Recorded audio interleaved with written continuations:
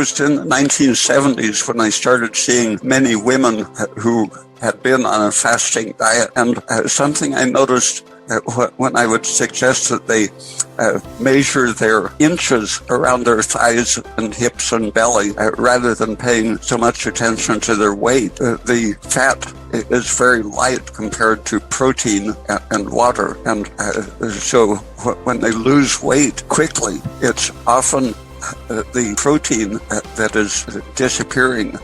And the fat, if you're fasting for a week or 10 days, they have found that the great majority of the weight loss is in protein and water, with hardly a dent in the fat. Welcome to the WinAtLife podcast, a place where we share everything you need to know about restoring your metabolism so you can break free from restrictive diets and build a body and life you love. I'm Kitty Bloomfield, co-founder of New Strength and your host for this episode. Today I'm sitting down with Dr Ray Peat and my business partner and friend Emma Sgourakis. I found Emma and Ray Peat's work shortly after I got divorced, and it changed my life completely. Today I'm so passionate about sharing it with other women, and I'm constantly sending people to their articles because they're packed with such great free information. In this podcast episode, we asked Dr Peat a ton of questions. We chat about PUFAs, which is polyunsaturated fats, and the beginnings of the health myths surrounding them, PUFAs versus other fats, how PUFAs impact your metabolism, how and why your anti-aging creams and other products might actually be pro-aging, the effects of fasting on your metabolism and immunity, the importance of muscle mass, why excess estrogen increases chaos in the body, why the body actually needs sugar, what causes diabetes, how and why caffeine can bring on a stress reaction, the protective effects of coffee. And actually, in fact, Emma started drinking coffee when she fell pregnant. A healthy range of body fat for women. You'll actually be surprised at what this is. HRT in the pill, what causes menopausal symptoms, the importance of and demonization of dairy, and so much more. As always, take a screenshot and share your biggest takeaways on Instagram stories and tag me at KITTYBLOMFIELD. Let's spread the word and free other women from restrictive diets.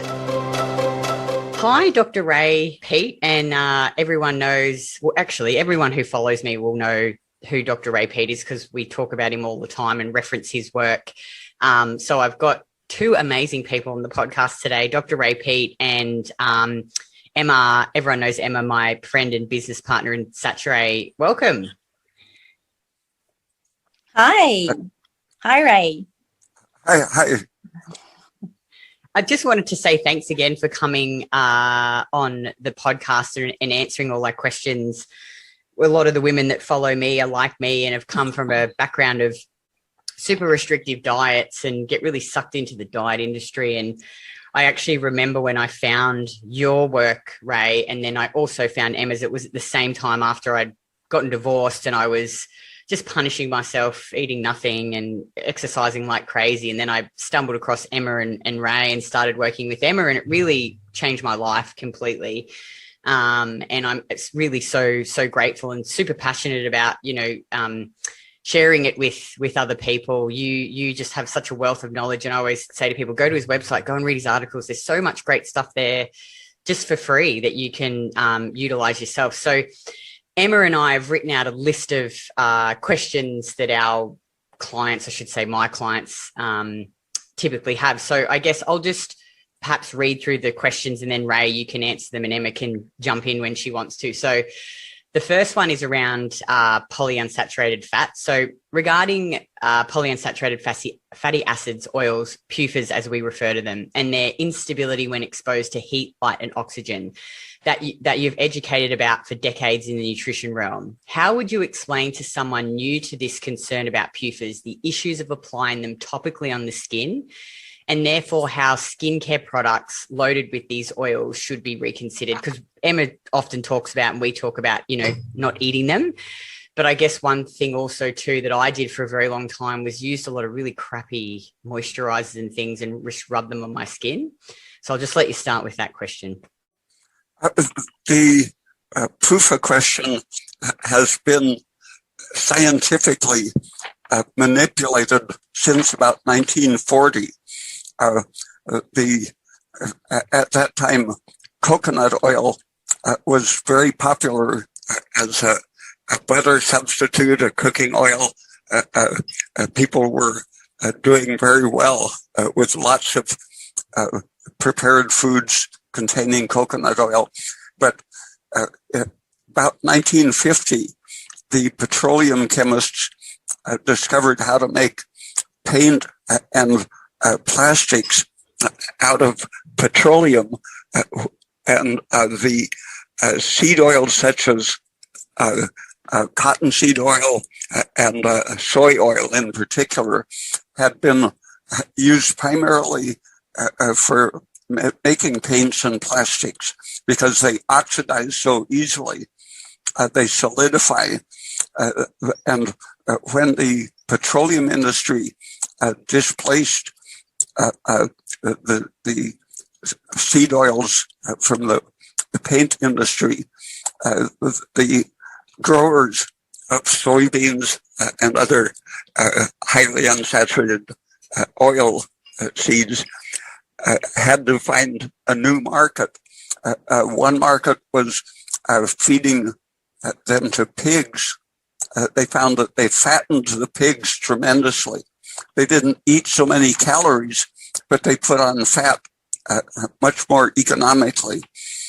And despite knowing what they did to pigs, they wanted to expand their sales. And so they resurrected an old, discredited study claiming that the polyunsaturated fats are nutritionally essential. The claims said maybe less than a gram a day might be required, but the scientific basis for even that amount was discredited already in the 1940s. So on the basis of publicity rather than science, in the 1950s, people were taught that eating these polyunsaturated fats would lower their cholesterol, prevent heart disease, and many other things, neglecting the fact that they were proven to be great for the pig industry, to fatten pigs economically. That they do exactly the same thing to people. They stimulate the laying down of fat, and in the process, the same thing that happens when they make paint or plastics out of the seed oils, that happens in the body. They oxidize as soon as you warm them in the presence of oxygen. They instantly begin degrading, turning into solid materials if the concentration is high. Otherwise, just breaking down into toxic fragments. Besides stimulating fat production, they taint the fat so that in the future, as you draw out these fats to metabolize, they are more poisonous than when they went in. An experiment anyone can do to see what happens, even at room temperature, to a bottle of soy oil, for example. If you connect a rubber tube to the top of a bottle of oil and put the other end of the tube in a cup of water, after a few hours, you'll see the water rising in the tube because the bottle of oil is consuming oxygen as fast as if there was a little animal in the bottle burning the oxygen. Just spontaneously at room temperature, the oils are beginning to harden and breaking down, consuming oxygen. And if you imagine raising the temperature from room temperature to body temperature, 98.6 degrees, that process happens even faster. And on the skin, these oils, as unstable as they are exposed to air pressure oxygen, very high concentration of oxygen, making them break down even faster. And if the cosmetic product that you're putting on your skin happens to contain traces of iron or other metals, that will catalyze a faster breakdown and conversion to toxic materials. And besides producing the toxic carcinogenic irritants on the surface of your skin, the skin has a barrier function so that when we're immersed in water, we don't get waterlogged very fast. It's like we have a sort of a rubber suit that is a barrier against the water. But this is built up of the dying skin cells, several layers of compacted keratinized skin cells are impregnated with oil, sebum formed by our skin oil glands. So it's the same idea as putting grease on your boots to keep the water out. But the grease goes right through the leather. And our skin, being impregnated with oil, easily takes up anything oil soluble. So what you put on your skin, some of it is going to very quickly, if it's an oily material, it's very quickly going to show up in your bloodstream. And by the time it gets there, these polyunsaturated oils are going to be broken down and to different degrees toxic to your immune system, blood vessels, every tissue is slightly poisoned by them. And Ray, just to cut in there for the new listeners, because we get a lot of women who start to follow us and they're not so familiar with the different types of fat. Could you please just list out examples of the fats that you're talking about, these polyunsaturated fats? Safflower seed oil, cottonseed oil, which was a staple for many years, soybean oil, canola, sesame oil is fairly high in them. Olive oil is relatively safe because it's only 8 to 12% of the toxic oils, and it contains antioxidants. Coconut oil has only 3% of the toxic oils, and so is much safer. Butter is about 3% of the toxic oils, but butter, some of these toxic PUFA, the small percentage in butter, some of them have been converted to trans fatty acids, and the trans fats, which are formed by the cow's rumen bacteria, these happen to be especially protective against the polyunsaturated fats. So the trans fats that occur naturally in butter are protective, where the artificially produced trans fats are chemically different, and they are in themselves harmful.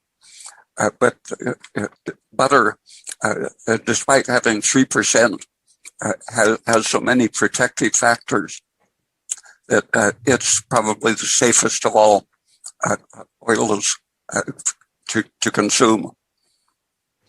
And Ray, could you talk about fish oil and krill oil? Because that's something that prior to finding you and Emma, I used to take a heap of. Like, I remember I competed in some fitness competitions, and at one point my coach had me taking 8 tablets per day. And a lot of women come to us and they're taking, these fish oils. Can you please talk about those? Yeah, organisms that live in a cold climate can't produce saturated fats because saturated fats are solid at room temperature, or even the monounsaturated solidify at cold ocean temperatures. So especially in the cold northern or southern hemisphere oceans, the organisms, starting with algae, produce highly unsaturated fats that remain liquid at right close to freezing temperature where the algae thrive. And the fish eat the krill and plankton and things that consume the algae produced fats. And so the fish load up on the extremely highly unsaturated fats that are stable at 40 degrees Fahrenheit or close to 0 degrees Celsius. And in the cold environment, their body temperature is so low, these highly unsaturated fats don't break down terribly fast. Fish farmers have experimented and found that if you're growing salmon in an artificial environment and feeding them fish oil, and then measure their physical endurance, how fast and how far they can swim, and then you change their diet and give them a more saturated fat, as saturated as possible for their living temperature, just enough so that it stays liquid. But a more saturated animal type fat improves even the physical endurance of salmon. So fish oil isn't so great even for fish, except when they're at an extremely low temperature. And the fish oils have many fatty acids with 4 and 5 double bonds, where seed oils grown in a cold climate, for example, like soybeans, will be very rich in a 3 double bond molecule, linolenic acid, or a 2 double bond molecule, linoleic acid. But in proportion to the number of double bonds a molecule contains, it is more unstable at a higher oxygen exposure. So the 4 and 5 double bonds mean that they are extremely susceptible to immediate rancidity or oxidation. By the time they reach the bloodstream, they are already oxidizing and becoming immunosuppressive.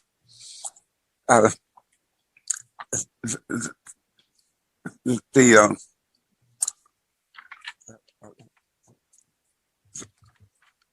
krill oil is just a small version. The animals have assimilated the algae polyunsaturated fat and pass it along to the bigger fish, but it's essentially the extremely mostly 4 and 5 double bonds in each molecule. And a great series of studies in France looked at the effect on the thyroid hormone. They had noticed that the metabolic rate slowed down in proportion to how much unsaturated fat a person was eating. So they not only are easily stored in our fat, but they slow our ability to oxidize and get rid of fat. And the French were wondering what the mechanisms are that cause our metabolic rate to slow down in proportion to how much fish oil or seed oil is present. And they found that the enzymes that produce the thyroid hormone in the thyroid gland are blocked in proportion to how many double bonds are in the fatty acids that they're exposed to. And then once the hormone gets into the bloodstream, the protein that carries thyroid hormone throughout the body is inhibited from carrying and delivering the thyroid hormone in proportion to the number of double bonds. And once some of it gets delivered to these cells where it's going to be active, if the cells contain polyunsaturated fats, their ability to respond to the thyroid hormone is blocked exactly in proportion to the number of double bonds in the molecule. And so with olive oil, which has a great high percentage of monounsaturated fatty acid, that has only a mild effect on blocking the cell response, the transport, and the formation of the thyroid hormone. But linoleic acid, a major PUFA of seed oils, it has twice the blocking effect as the monounsaturated. Linolenic, 3 times the effect. Fish oil, 4 to 5 times the anti-thyroid effect. And that's only looking at one hormonal system. When you look at the enzymes involved in making progesterone, for example, the enzymes are blocked in proportion to the number of double bonds. The keratin molecule happens to have an extremely high number of double bonds, and it will block both your thyroid hormone and your progesterone production. So that if you eat too much keratin, it has an effect similar to the PUFA in accumulating in the corpus luteum of the ovary to the point that the corpus luteum becomes a red body and no longer can produce progesterone. But the PUFA themselves have that same steroid blocking effect.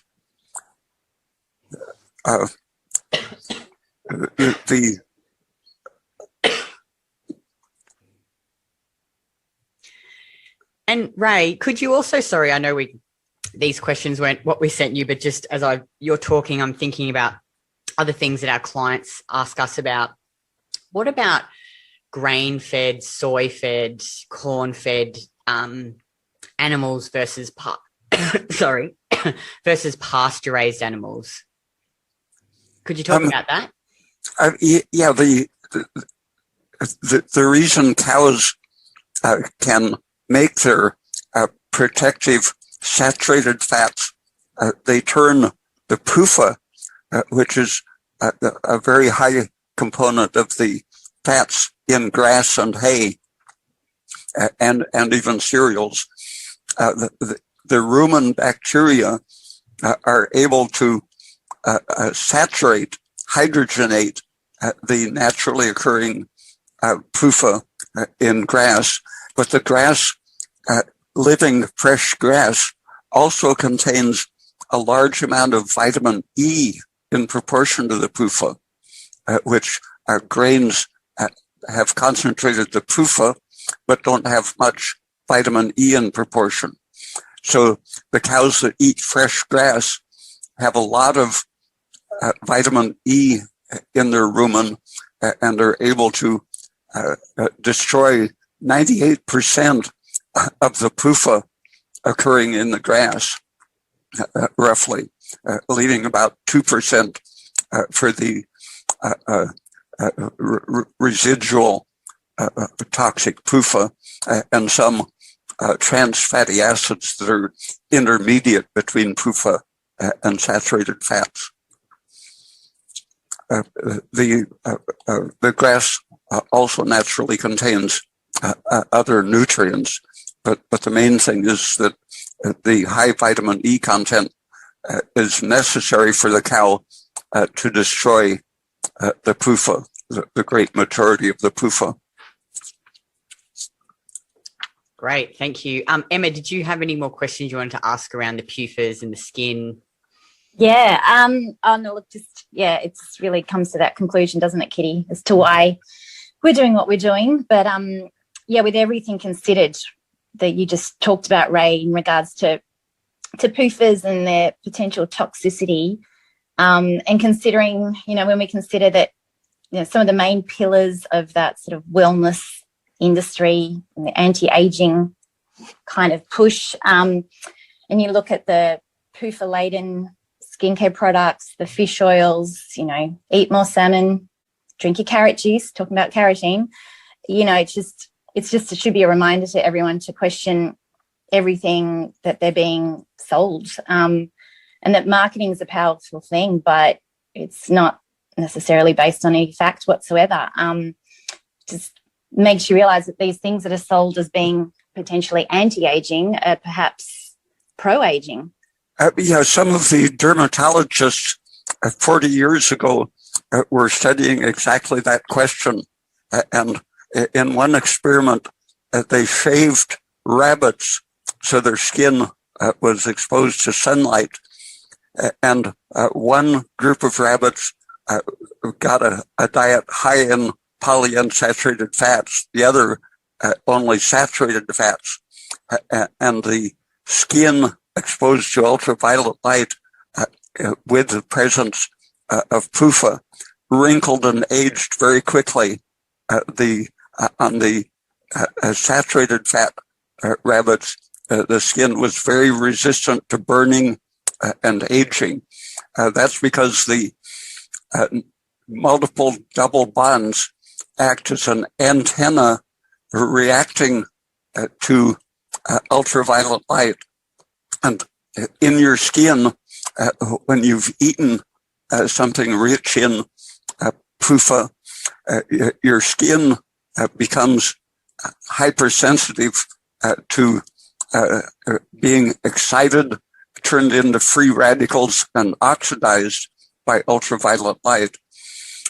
In the absence of PUFA, your skin naturally contains several substances that are sensitive and destroyed by ultraviolet light. For example, riboflavin, vitamin B2, is easily destroyed by either blue or ultraviolet light. But ordinarily, the surroundings don't amplify that. Occasionally, a vitamin B2 molecule will break down and become toxic when exposed to light. But when you have PUFA in your skin as well, anything that has become excited and damaged by ultraviolet light, such as vitamin B2, then spreads its excitation to other sensitive molecules in the environment, and the PUFA acts as an amplifier, a spreader of the free radical breakdown oxidizing process. And that stimulates the production of prostaglandins and a whole cascade of other inflammatory materials. Yeah, incredible. Did you have anything else, Emma, that you wanted to ask around that? I could go on for 3 hours. Look, yeah, I think if that's not enough to make people question the ingredients or, what they have been applying to their skin or, ingesting, obviously, it's a very important topic, isn't it, for everyone to understand, and why we harp on about it so much. And as Ray pointed out, some of the polyunsaturated oils, look out for the ones that can sit at room temperature or below and remain liquid. You've got to question that. And it tends to be those more old-fashioned fats that remain rather solid at room temperature. The ones your grandmother probably had sitting on a bench, the drippings, the butter, the coconut oil, these make a lot more sense. Something that people my age probably remember, but I think you're too young to remember the lard. They used to sell lard in blocks, and it was solid at room temperature. A pound of it would be a rectangular block that kept its shape And now, if they sell lard, it has to be in a tub because it's semi-liquid at room temperature. When I was a kid, they were still feeding the pigs a better diet, and their fat reflects very closely, like chickens and pigs and other non-ruminant animals. What they eat shows up very closely in their fat composition. And for many years, they were, even the government sources were calling lard a saturated fat. And then an analysis about 5 years ago found that it was more than 30% PUFA. Extremely toxic with fat. Someone recently decided to try making safer pork.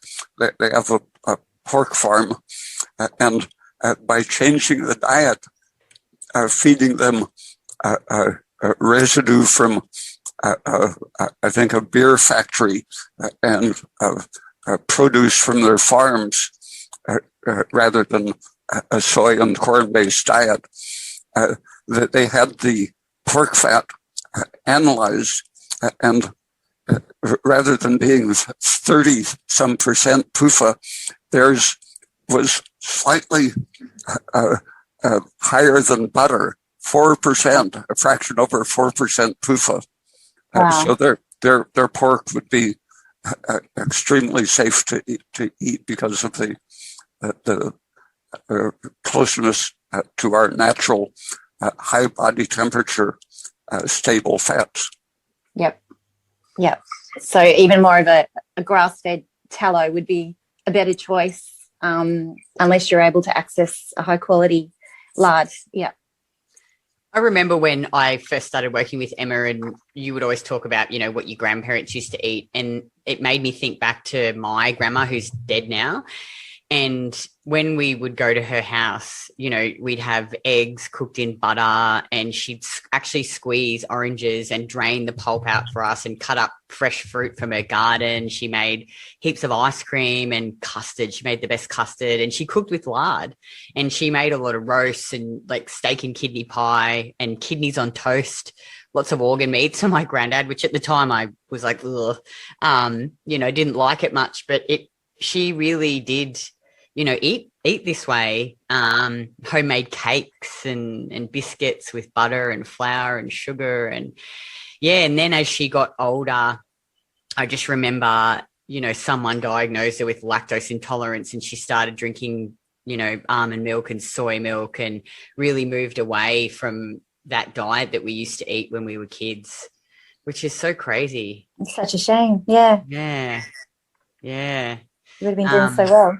Oh, I know. And it's just delicious food, really. Like, I think about mum too, we ate butter for a lot. And then I remember when, she started switching us all over to margarine, and we used to have Nuttalex, and it just tastes yucky, compared to beautiful, yummy butter. Well, it's another example, isn't it? How industry, their financial interests and how powerful marketing is, that it convinced an entire generation that something manufactured in a factory could be superior to something as beautiful as butter. And it worked, didn't it? Yeah, I know. It's the same thing has happened with eggs.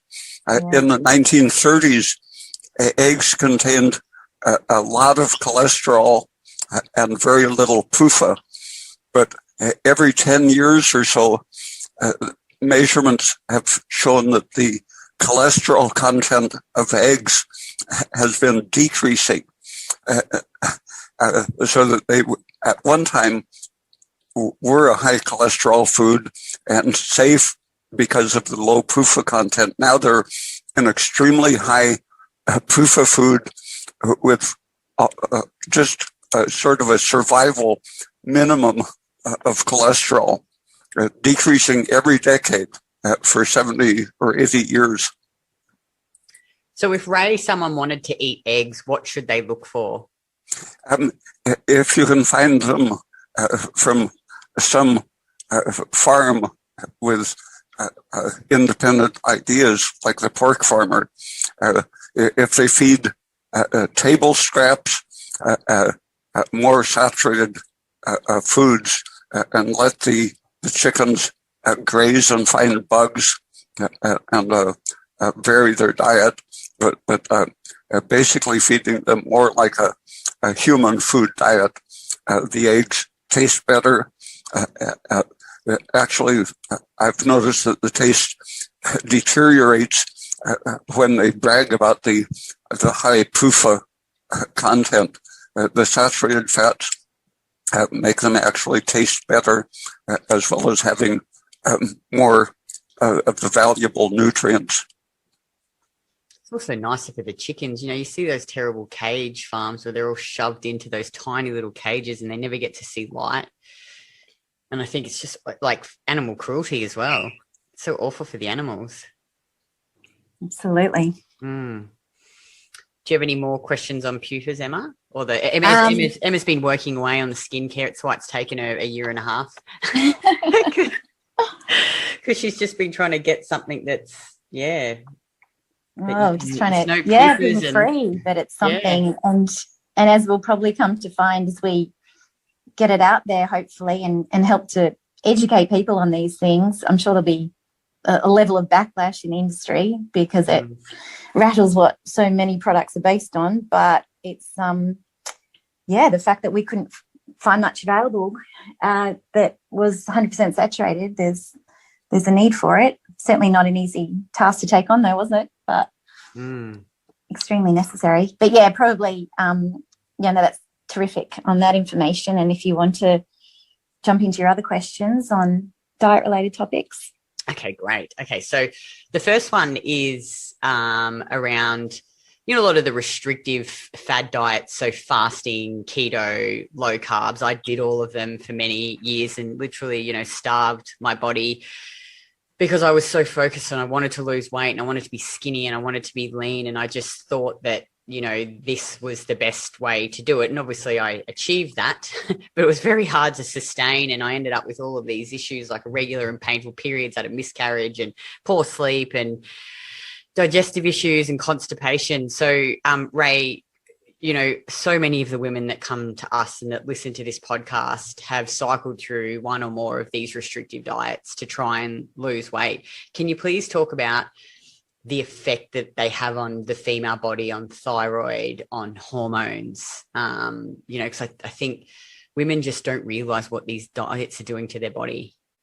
It was in the 1970s when I started seeing many women who had been on a fasting diet.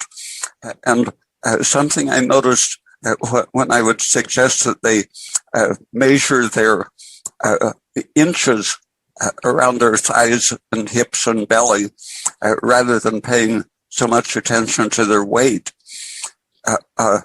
The fat is very light compared to protein and water. So when they lose weight quickly, it's often the protein that is disappearing and the fat. If you're fasting for a week or 10 days, they have found that the great majority of the weight loss is in protein and water, with hardly a dent in the fat. But if you eat a diet that's fairly balanced but low in calories, you can lose moderately little protein but a lot of fat.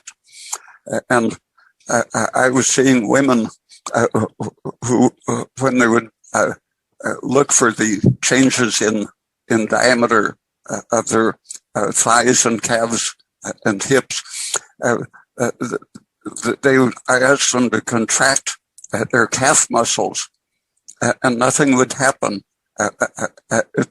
They had atrophied.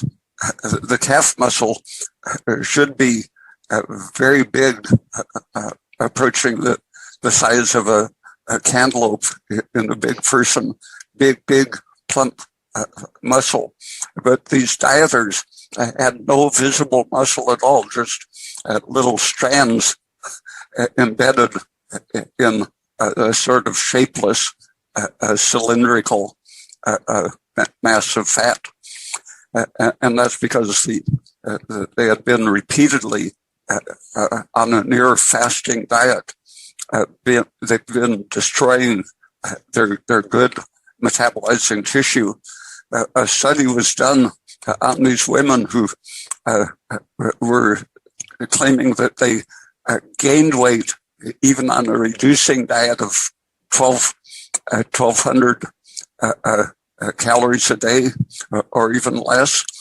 In the experiment, they put them in a locked hospital ward where they knew they couldn't be sneaking food, and found that even on 800 calories a day, some of them could still gain weight because the muscles, which normally consume a big part of our calories, the muscles had simply atrophied to almost nothing.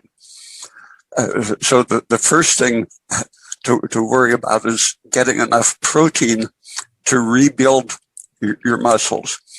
But on the second day of a fast, from 12 to 24 hours of a complete fasting, the reason the protein loss begins is that as soon as your blood sugar falls from fasting and burning up your stored glycogen, immediately your thyroid function falls. The conversion of thyroxine to the active hormone T3 falls almost to zero. And if you're under stress, that can happen even between meals. Falling blood sugar, if you don't have stored glycogen, will immediately knock your metabolism down so that you're living on maybe 700 calories a day, where the normal person should be burning 1,700 calories a day at rest.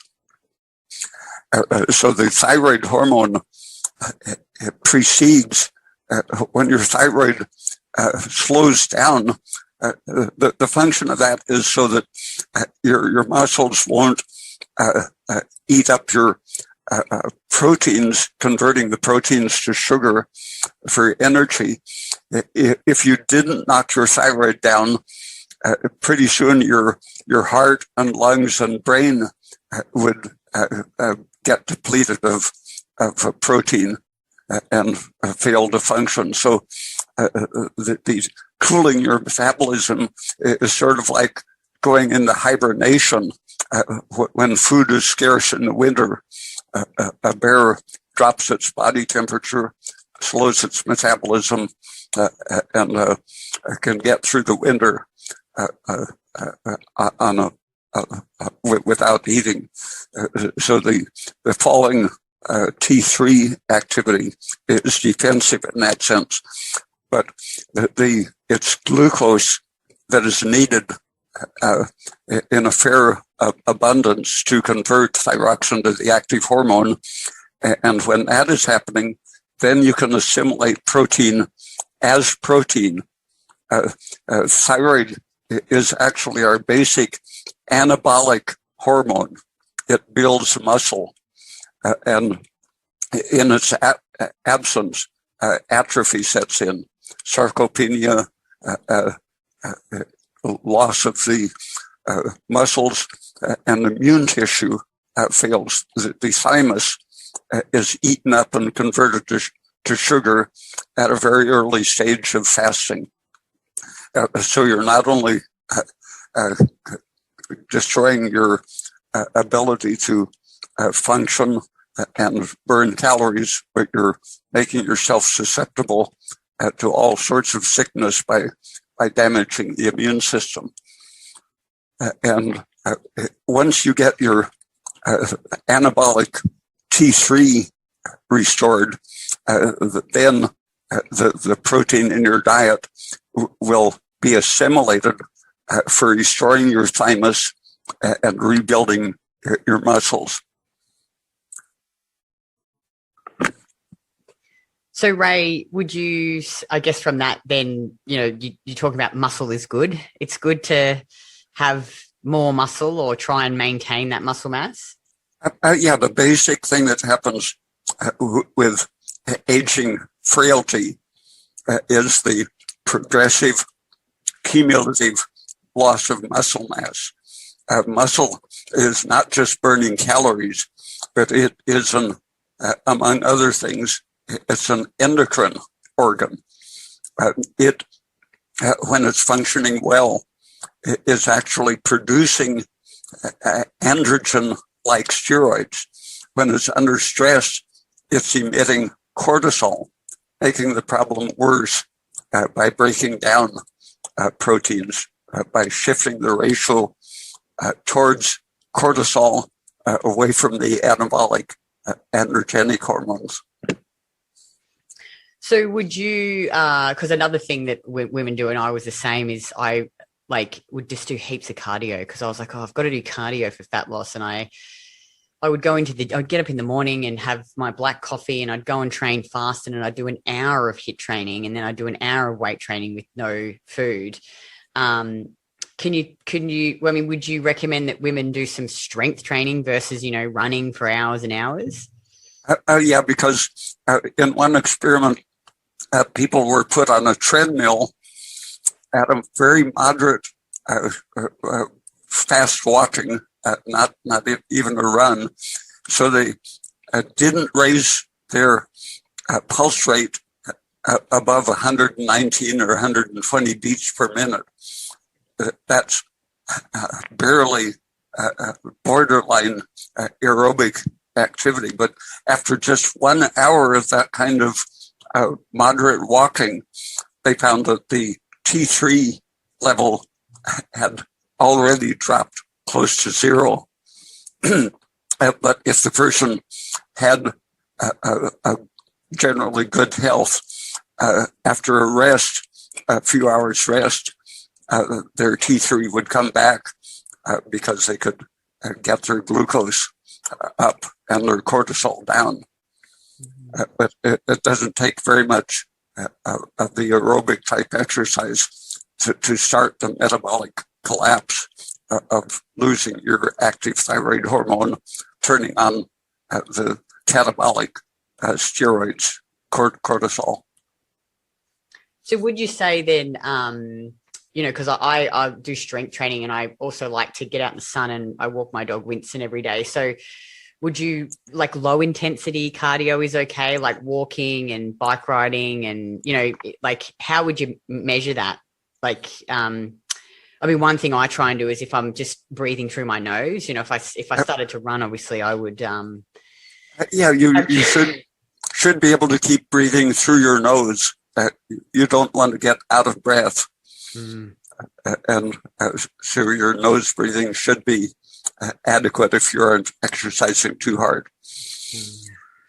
And you should recover your breathing and heart rate should, in just about 3 minutes, they should come back to your resting rate. Mm-hmm. And Ray, what about, this is just in line with the restrictive diet. So another really popular one for women is keto. And sometimes I'll get women saying, or people just saying, yeah, but you don't need carbohydrates. Your body can make energy without them. So that means that they're not necessary. Can you just talk about keto and comment on that? Oh, sure.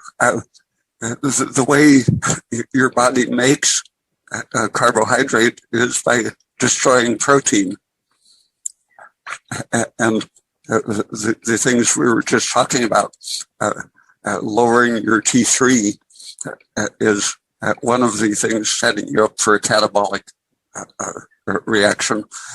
As soon as your body needs more glucose than you're eating, it turns on the hormones, especially cortisol, used in breaking down protein. And so your body can't tell whether it should break down the protein you just ate or the protein in your muscles and thymus gland. One of the consequences of shifting away from a steady abundance of glucose from your diet and stored glycogen, once you shift over to the cortisol breakdown of protein to turn it into a carbohydrate, that is knocking down your thyroid function. And the thyroid, besides being anabolic to your protein and immune system, restorative, it's also an essential thing to regulate many systems, including the retention of salt and magnesium. And something that surprised some of the keto researchers on a ketogenic diet, they found that aldosterone, the salt-regulating hormone, was increased on a ketogenic diet. And at the same time, the cortisol was increased. The function of aldosterone, it serves to maintain a good blood pressure. It's normally produced by anything that creates inflammation and tends to go up with high blood pressure caused by inflammatory signals. But the aldosterone itself is perceived by the body like cortisol as a sign of dangerous stress, and the aldosterone increase inhibits the ability of your cells to use oxygen for energy production, and it activates the production of a parathyroid hormone, which has that anti-metabolic shifting. Parathyroid hormone shifts you from oxidative energy production to glycolysis, the wasteful conversion of glucose to lactic acid. And so that's another drain on the glucose, but especially a suppression of your whole energy system. One of the good things about weightlifting exercise is that when you're constructively building the muscle, you support the muscle's ability to produce androgens rather than cortisol. So you're taking care of the cortisol excess problem when you're doing the gentle, safe muscle building exercises. Awesome. Emma, did you have any other questions you wanted to ask around the diets? Yeah, well, I think just, keeping in mind that picture of a woman who's constantly going through, putting herself through restrictive diets, chronically undereating, perhaps doing more cardio and seeing the muscle wasting as opposed to muscle building and that constant stress.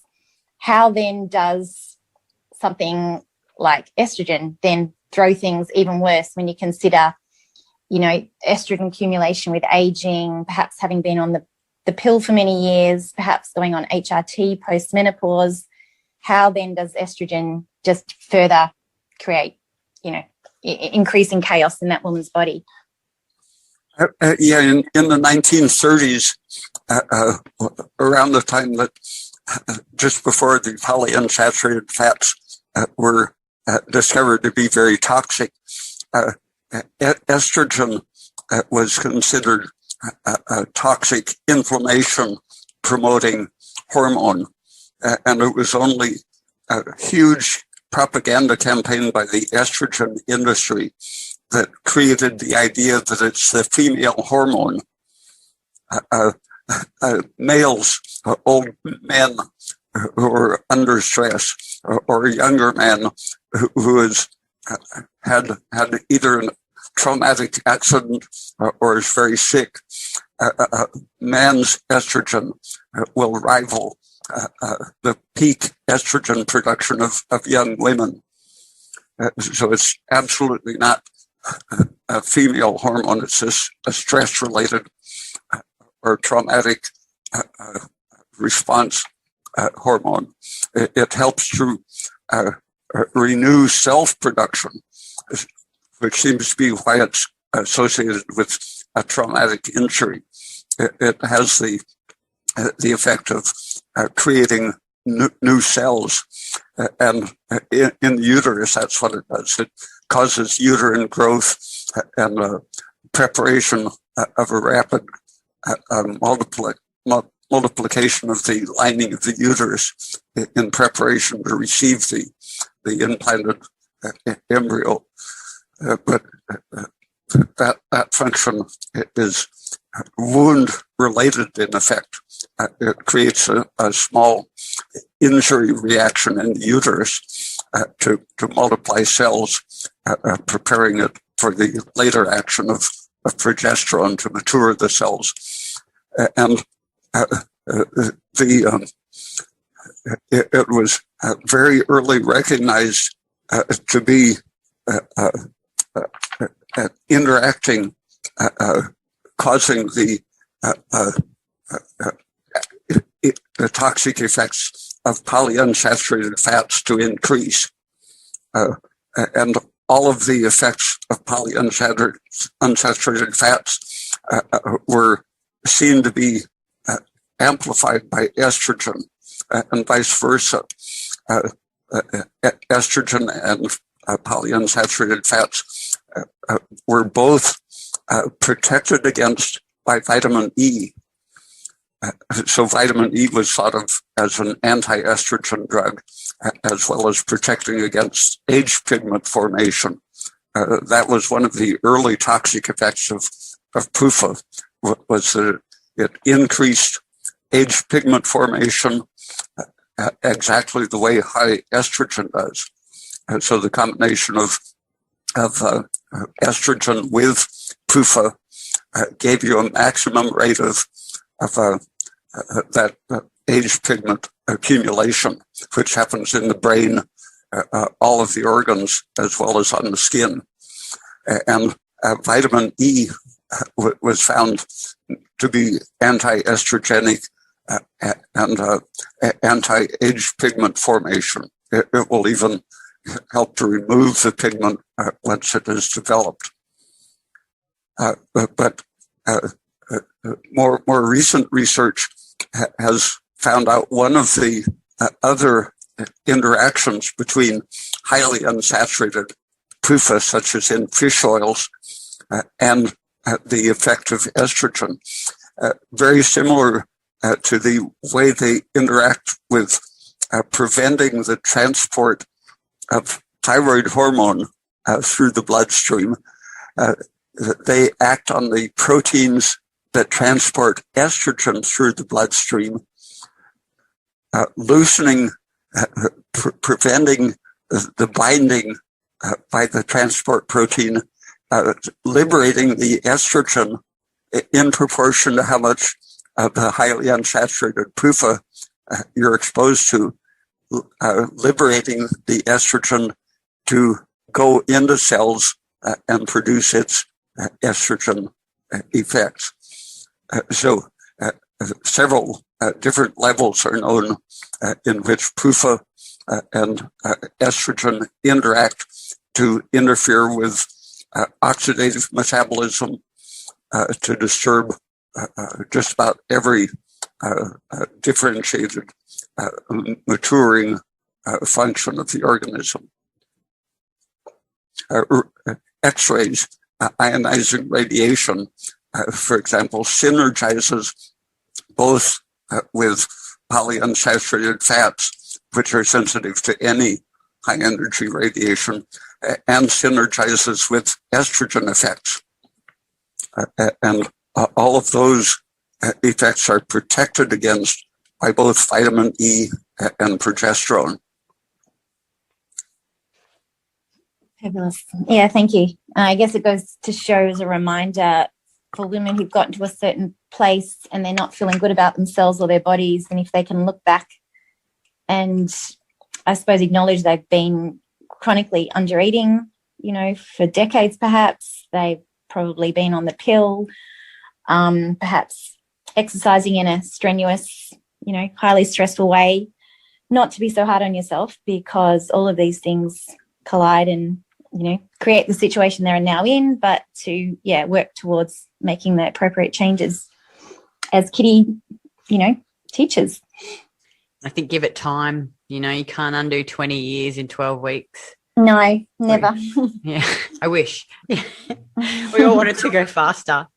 Do you have any more questions, Emma, before I move on to the next question? This is great. Yep. Okay, great. Ray, could you please talk about sugar and why we need it and why the health and fitness industry has just demonized sugar? Because when I found Emma, I was eating zero sugar. I wouldn't even eat fruit, and I made my own almond milk, and anything with an ounce of sugar, I just completely cut out of my diet because I was so convinced that it caused cancer and it would make me gain body fat.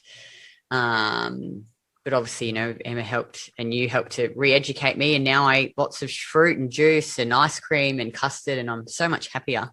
So could you talk about sugar, please? The anti-sugar industry probably started with the calling the wasting disease of diabetes. People would, once they were diabetic, they would get skinnier and skinnier and finally die of starvation, basically, because they couldn't use their sugar at all.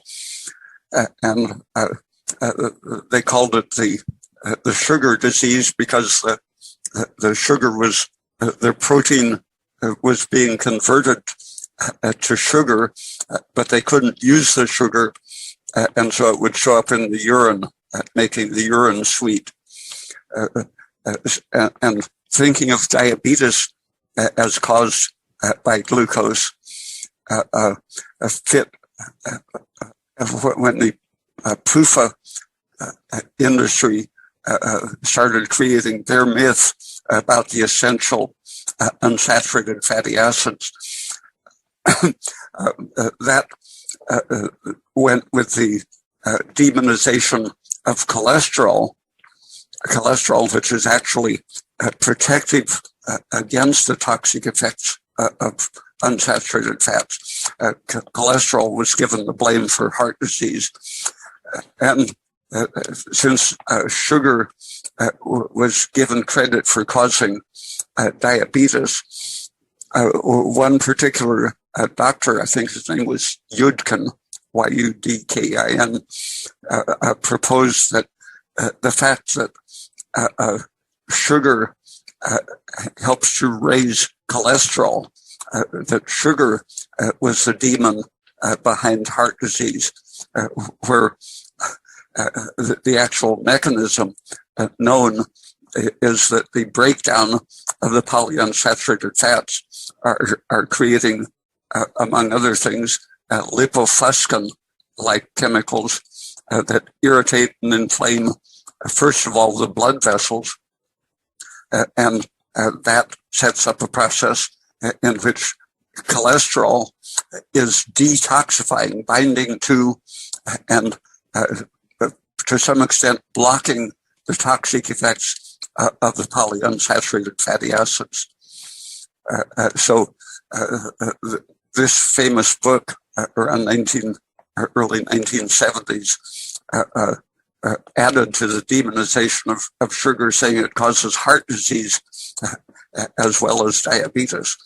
But continuing research was showing that what causes diabetes is it's called the Randall effect. When you are forced into stress to draw protein or amino acids and fats out of your tissues, the free fatty acids in your bloodstream turn off your ability to oxidize glucose. And that's a very well-established mechanism. Increased free fatty acids can immediately turn off your ability to oxidize glucose. So under stress, where you're liberating fatty acids, you in effect immediately become diabetic. And when you can't produce energy from your glucose, that means you can't activate the thyroid hormone. So that's part of why the fats, shifting your metabolism towards fats, has such a destructive effect. The actual diabetic can't produce any energy from glucose, and so they have to tear down their protein, and even that doesn't work. So they die by wasting away. The so-called type 2 diabetic is generally overweight and still has lots of circulating free fatty acids that are blocking the ability to oxidize glucose. But even though you can't oxidize it, some of it is being, in an emergency metabolism, being converted to lactic acid. And the lactic acid adds to the general degenerative inflammatory processes. But the biology and biochemistry of it has been very clearly established that at every level, blocking the tissue's ability to consume and efficiently metabolize glucose, or to the action on the pancreas. Free fatty acids will kill newly regenerated beta cells in the pancreas, and constantly the pancreas is attempting to regenerate, converting stem cells into new beta cells. And to survive, the beta cells need to oxidize glucose. But as long as there's free fatty acids, the newly born insulin-producing beta cells will be killed by the blocking effect of the fatty acids. The same sort of thing happened in claiming that sugar causes or supports cancer. It came from completely misunderstanding or getting Otto Warburg's research backwards. He showed that in cancer cells, the presence of oxygen no longer is able to suppress the formation of lactic acid. That even in the presence of oxygen, cancer cells will keep converting glucose to lactic acid. He didn't say anything about glucose causing cancer, just that cancer cells misuse their sugar. And when they are deprived of energy, cancer cells are a sign of stress. The body, in response to any kind of a tumor, increases its cortisol production and breaks down good, healthy, protein-based tissue to convert the amino acids to glucose to continue feeding the cancer. But the cancer is perfectly able to consume amino acids and fats. It's just that the stress breaks down the healthy body so fast that it tends to keep supplying glucose. But the cancer is also living on protein and fats. So the idea that sugar causes cancer, I got it exactly wrong. If you withhold carbohydrate from a cancer patient, the wasting process is accelerated because the body will raise its cortisol and break down the good tissues faster to keep the cancer energized. And when you look at the effect of different kinds of carbohydrate, starches are made up of chains of pure glucose, where the fruit-derived sucrose, our standard sugar, is a molecule composed of 1/2 glucose and 1/2 fructose. And glucose is a powerful stimulant to insulin production, which turns on fat synthesis, among other things. And fructose doesn't stimulate insulin. Sometimes it even inhibits the production of insulin. So when you eat a pure starch, you're eating pure glucose, which gives you a powerful insulin reaction, which quickly lowers your blood sugar, and the lowered blood sugar increases cortisol production, and so you get a tendency to lay down fat from the insulin and tear down protein from the cortisol when you get a bouncing up and down blood glucose. And sucrose, especially when it's taken with fruit, comes with many other nutrients, especially potassium and magnesium, which are stabilizing the metabolism and keeping a high metabolic rate. Thyroid hormone is our basic maintainer of both sodium and magnesium functions. If your thyroid is low, your aldosterone rises and you lose magnesium, and in proportion to how low your thyroid is, you tend to lose sodium too, despite the aldosterone. So you can't just look at the amount of magnesium, calcium, sodium, and potassium in the diet. You have to look at how the thyroid is responding to those. So your requirement for most of those, especially magnesium and sodium, increases to the extent that you've suppressed your thyroid. Ray, just something that I've noticed, people will message me on Instagram saying that they've been diagnosed with, and this relates to sugar, with type 2 diabetes or PCOS, and their doctors put them on metformin, and it seems to be becoming more of a regular thing. Could you talk about that? Yeah, the insulin in the 1950s, they were already seeing that possibly because it was made from pig pancreas, but it was turning out to be killing. The death rate from diabetes increased after the introduction of insulin, oddly.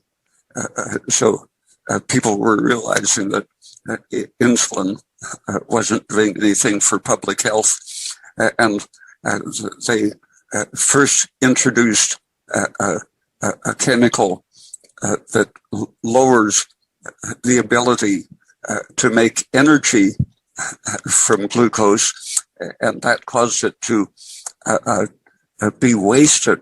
And so it would lower your blood sugar in proportion to how fast you were wasting it. But after 10 or 15 years, that was taken off the market because the wasting of the blood glucose took the form of lactic acid, and acidosis was killing more people than the diabetes. But metformin came on the market when the previous closely related chemical was taken off the market. And now it has become sort of a wonder drug that they're using for everything, even though now and then there's a publication saying that it can cause lactic acidosis the way its predecessor did.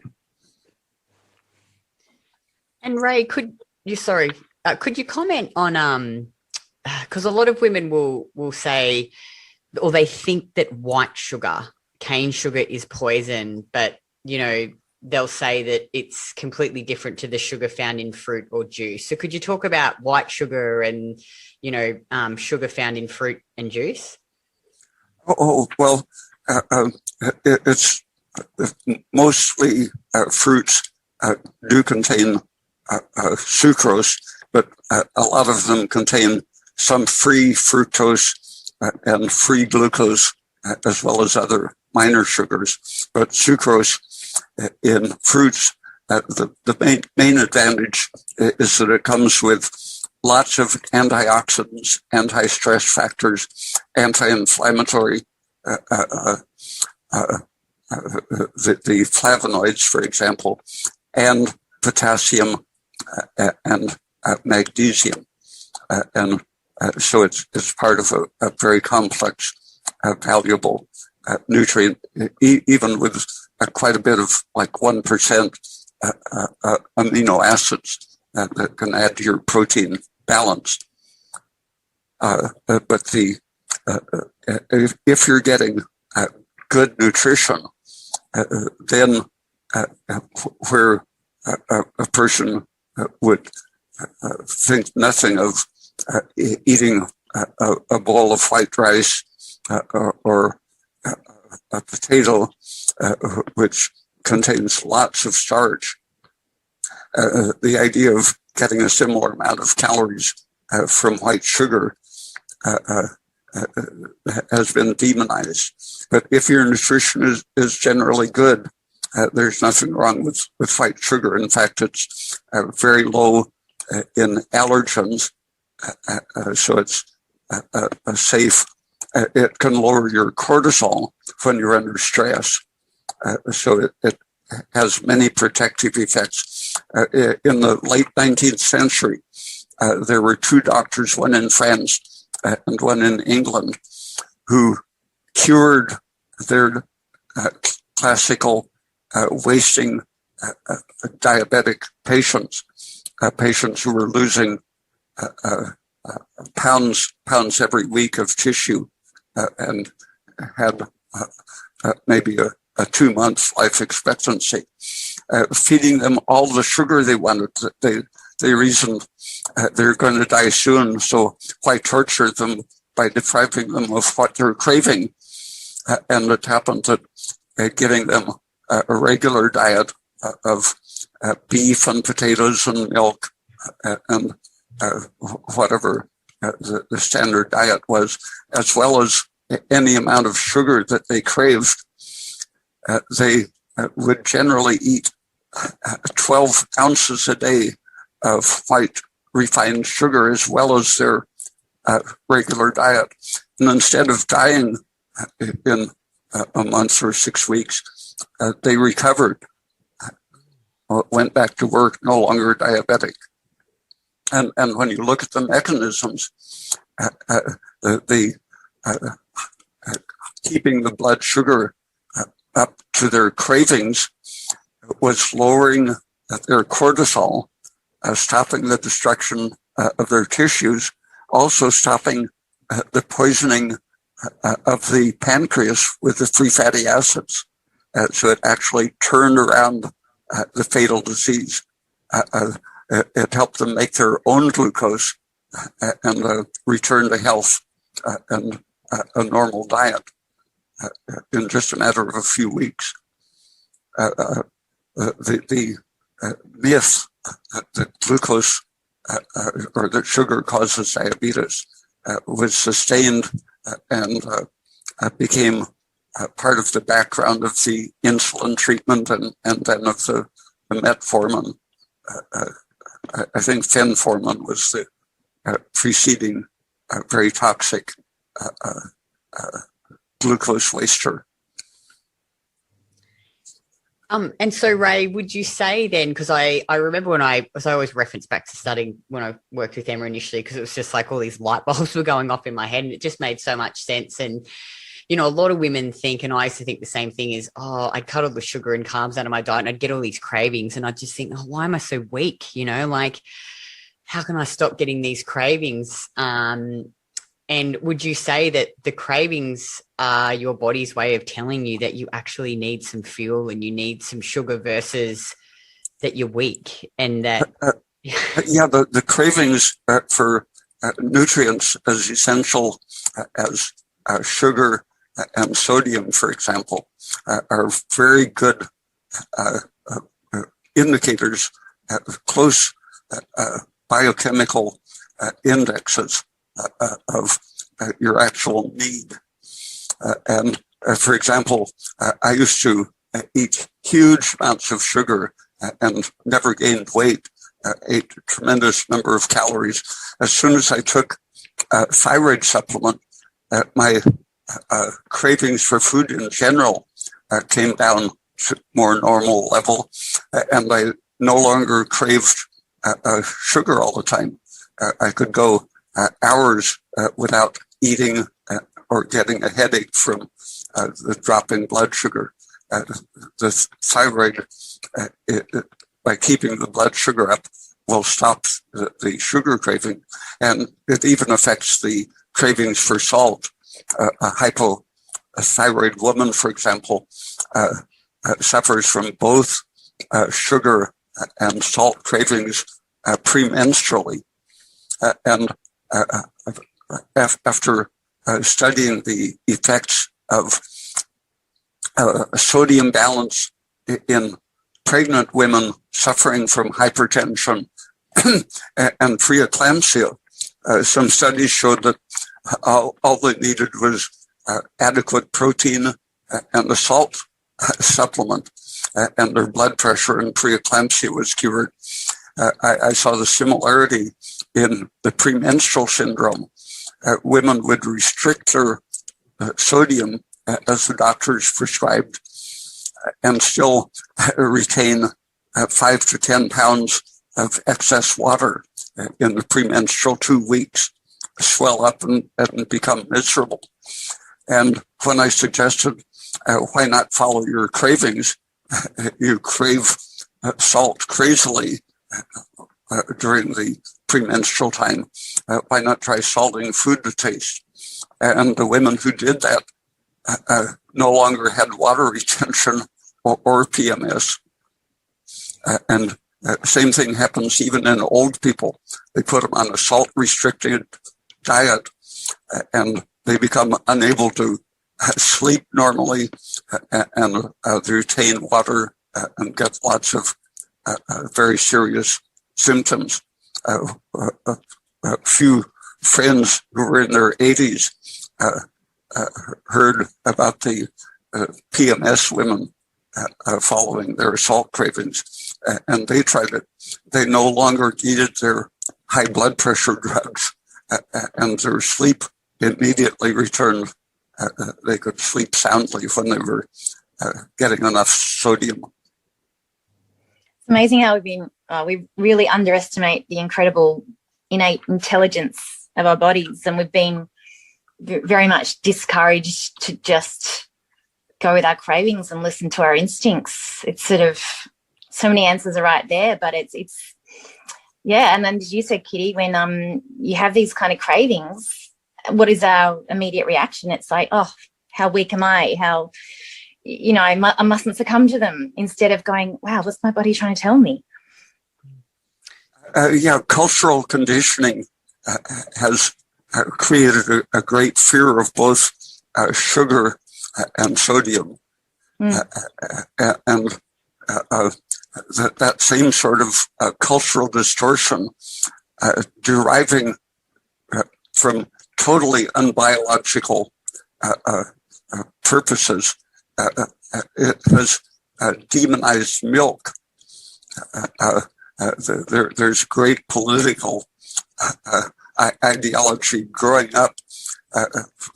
It's been going on since about 1850, when the need for cheap labor in the factories, wanted women and children to work in the factories, and someone invented the nipple on a baby bottle so that the women could stop breastfeeding so they could go work in the factory.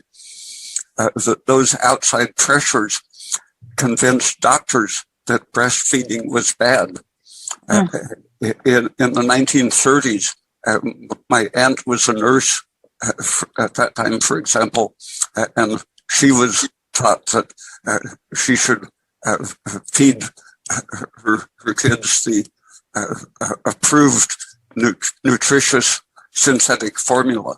And then the formula companies saw the market, and they began educating not only European and American women, but in the third world countries, teaching women who didn't even have clean water for mixing the formula, but to promote their sales, they were convincing even the poorest women in the world to buy their formula because breastfeeding was bad.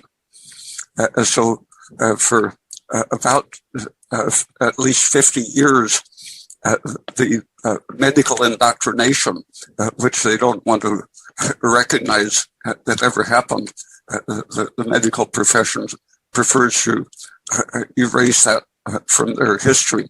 But from 1930 to the 1960s, the medical profession was heavily discouraging breastfeeding, prescribing even heavy doses of estrogen to dry up lactation, to cause premature atrophy of the breast.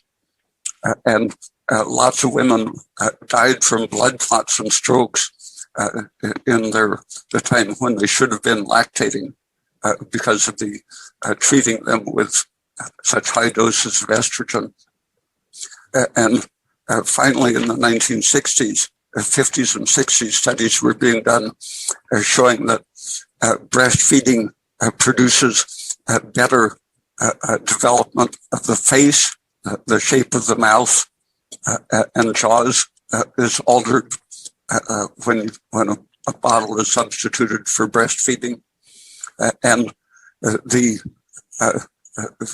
vendors of the formulas have created their own nutritional standards, incorporating all of this mythical stuff about the essentiality of PUFA, and analysis of many baby formulas has found that naturally when they put polyunsaturated fats in a dehydrated formula, everything that's dehydrated is going to be degraded by oxidation.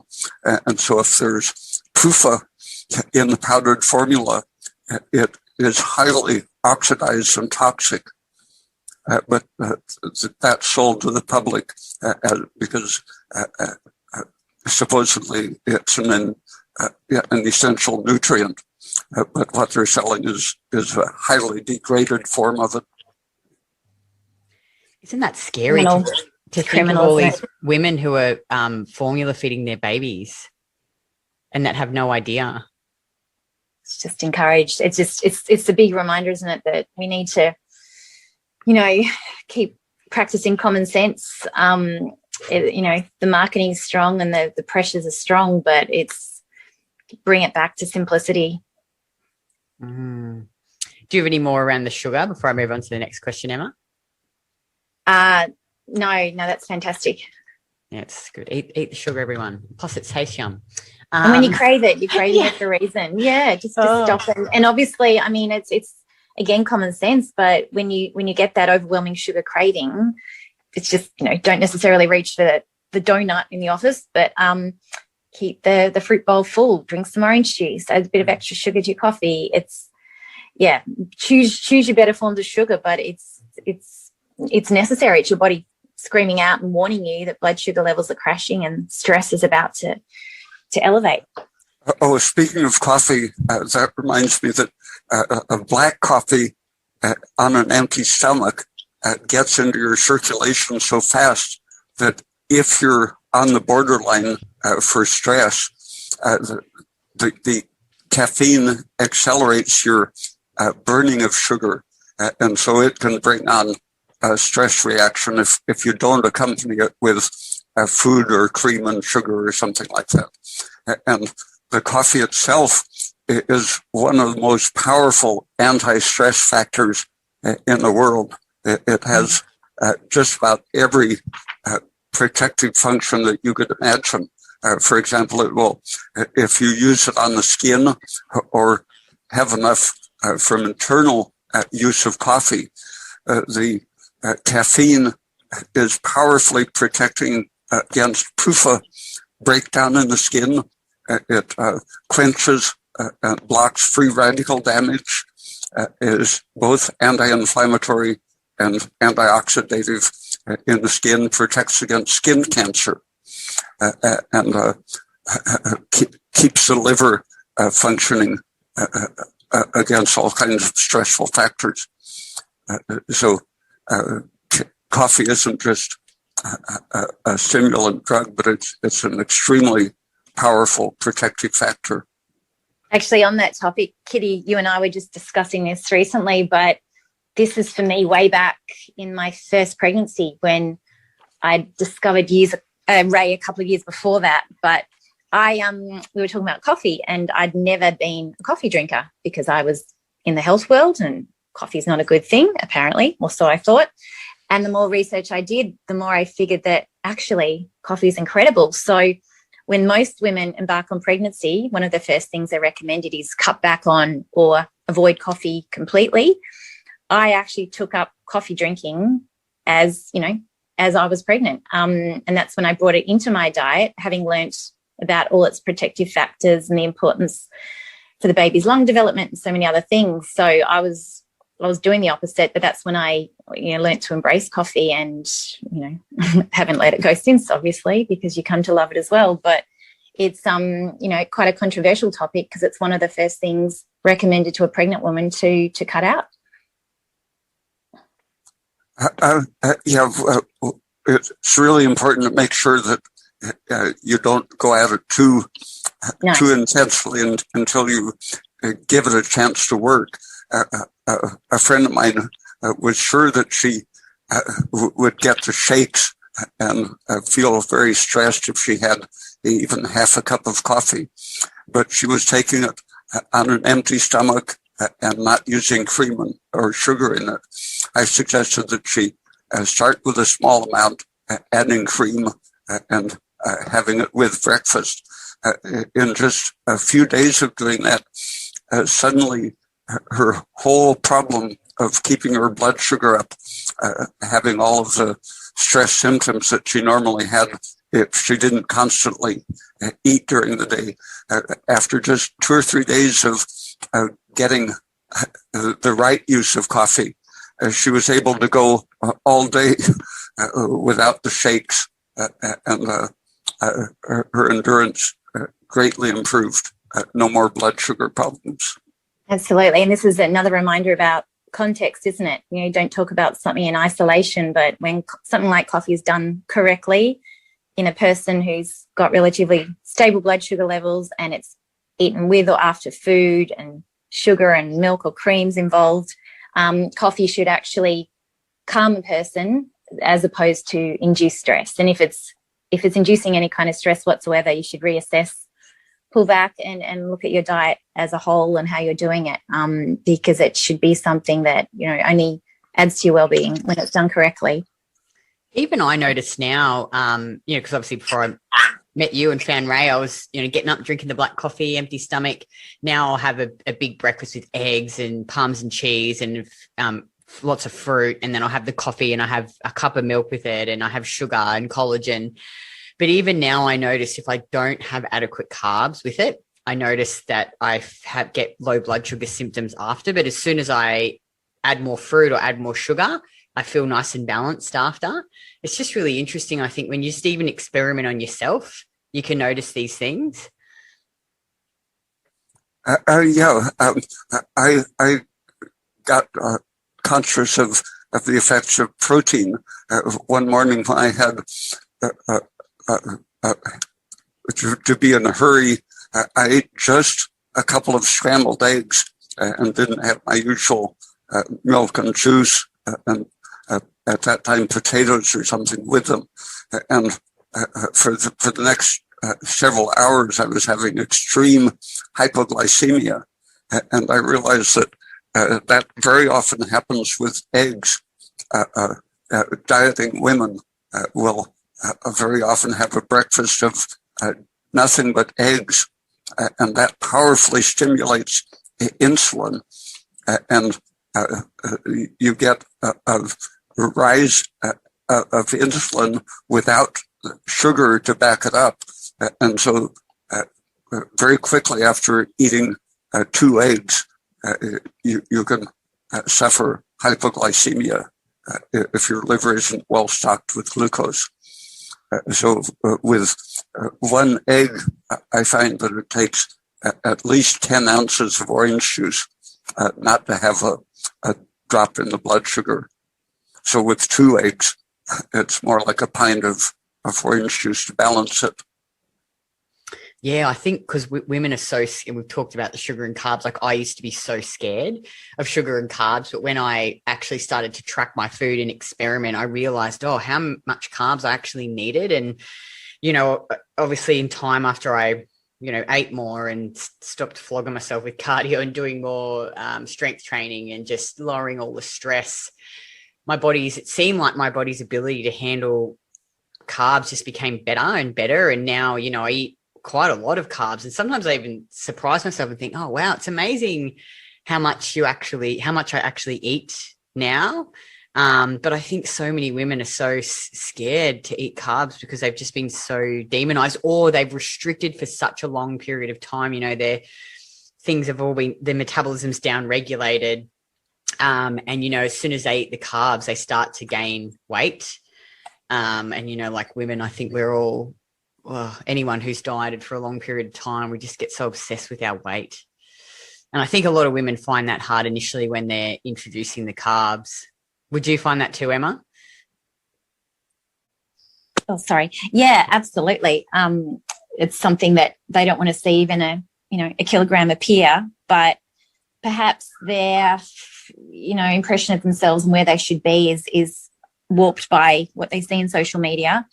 And they need to acknowledge, how long have they been in this depleted state and potentially running on stress. And there's probably an adjustment period in between where the body's going to need a few extra kilos on it to help it repair.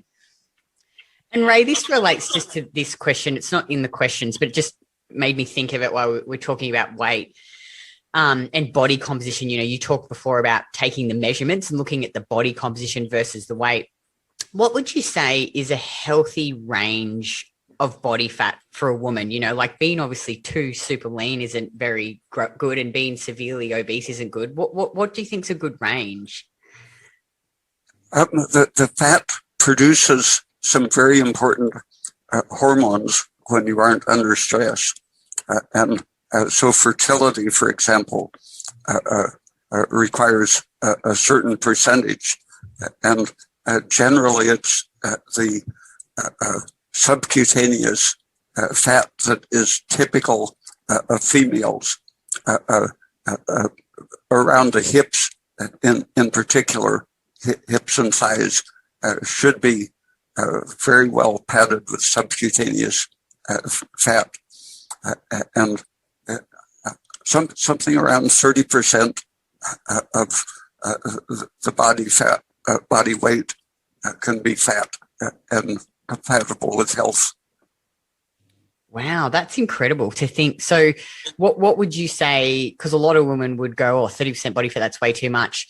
When would you say, what percentage, is it getting to be a real problem? Because I think that women,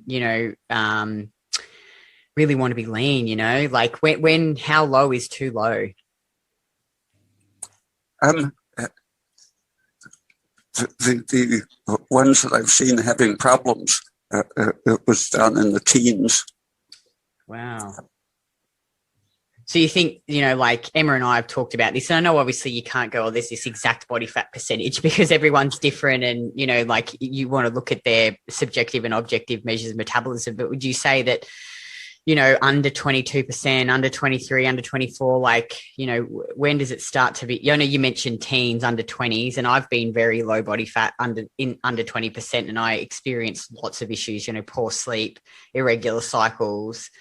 Now I'm obviously my body fat's a lot higher and I feel a lot better. So, like, do you think 22% is too low, or would you say more getting to under those 20s? I think that's sort of the borderline range.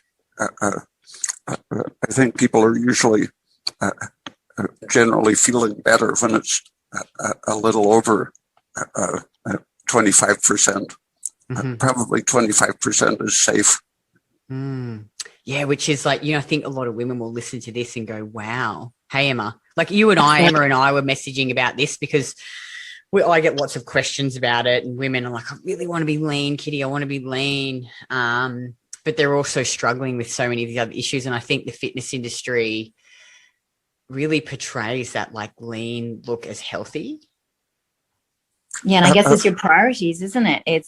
They'll say, I want to be lean, but we should twist that round a bit and say, I want to feel good. I want to sleep well. I want to keep stress down. I want to look good and look young in my skin. And just leanness being, the top of their list, which does not necessarily bring health. Some big studies done by the military of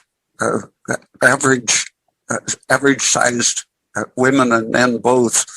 They found that doing any kind of daily work, even often office work, both men and women worked better, more efficiently, if they were getting at least 100 grams of good protein every day. I would consider 80 grams of good protein sort of a minimum. But according to the Army study, the actual health and productivity was better at 100 grams or higher. And Ray, would you say if you're active or doing strength training, would you want to eat a bit more protein? Probably. You can increase muscle building by increasing the protein, because some of leucine, for example, acts like insulin and is anabolic for muscle. So you can actually push the anabolic effect with increased protein. But I think for longevity, it's better to skimp on protein as long as you're keeping your carbohydrate up so that you don't experience stress. Do you have any more questions, Emma, on that before I move to the next question? No, you can move on. That's great. So Ray, could you please comment on, because we get so many women, again, have done all the restrictive diets, and then they have all of these cycle irregularities like I did, or they'll have miscarriages. Can you please talk about what actually causes this? Stress increases your estrogen to progesterone ratio, and you experience stress more easily when something is interfering with progesterone production. Most often low thyroid is responsible, because thyroid and estrogen are inversely related. If a woman takes as much thyroid hormone as makes them feel just right, maximally efficient, they might reduce their menstruation to the extent that they don't even know they're cycling. But there's such a close inverse relationship between thyroid and estrogen. You can pretty much control your estrogen level by adjusting your thyroid. And when you're under stress, you suppress your thyroid function, and so your estrogen rises. And estrogen, by creating inflammation and inefficient metabolism in the uterus, causes a reduced, the estrogen is wasting both glucose and oxygen, and so it's starving the tissues and will cause miscarriage because it kills the embryo and causes inflammation and contraction of the uterus. So it both damages the embryo and tends to expel it prematurely. And thyroid is the basic thing to lower the estrogen, get your progesterone back up so that it is anti-inflammatory, relaxes the uterus, and protects the embryo. My dissertation advisor did research testing the effect of just a little bit extra estrogen on animals that had been fertilized at the first week when they were ready to implant the embryo. Just the tiniest bit of extra estrogen caused them not to implant the embryo. The second week when it was implanted, it took just a little more estrogen, and they would kill the embryo and expel it. Each week of advanced development of the embryo, it just took a little more estrogen added to kill the embryo and cause miscarriage. And that was short. That was in the 1940s, 50s, but that was already known that estrogen causes miscarriage in the 1930s. And despite that knowledge, the estrogen industry managed to convince the world that estrogen was not only the female hormone, but was helpful for pregnancy and preventing miscarriages. So they sold DES, diethylstilbestrol, until in the 1950s they were selling it with support from Harvard Medical School and the FDA and so on, selling it to prevent miscarriages. Then with the development of the birth control pills, it finally came out that DES was causing cancer and not at all preventing miscarriages, but tending to create miscarriages. So the whole medical establishment was lied to. Hundreds, thousands of lying publications in all the best medical journals saying such things as estrogen prevents miscarriage, prevents cancer, prevents epilepsy. Everything that they claimed that estrogen did for benefit, it turned out estrogen was causing the disease rather than preventing it. Emma, do you have any other questions to ask around that? No, look, I'm just thinking for the women who start to reflect on how many years they might have been on the pill, given that that's pure estrogen, women who are being, recommended to go on HRT, it's just so common. And to think of the unnecessary ramifications of that, question the things that you're on and how that's probably inhibiting your progress. Actually, this just made me think of something. Ray, could you comment on then, I guess, because I was the same, I had irregular and painful periods, and when I went to see the doctor, they're like, just take the pill or, get an IUD put in, or get the Marina, get the copper IUD, get the, I don't know what the shot's called, the Depa, I can't remember what it's called. And then, the bar. So, could you just talk about why these hormonal contraceptions are so dangerous for women? The IUD works by blocking the production of progesterone. And so that leaves any estrogen you produce unopposed, and has all of the expected consequences. Estrogen promotes the growth of fibroid tumors, and many endometriosis, for example, is driven powerfully by an excess of estrogen. And even though for years progesterone was recognized to block endometriosis, the easiest way to do it is to supplement thyroid to lower the estrogen while raising the progesterone. And the effect of the pill, they knew in the 1930s that the pill creates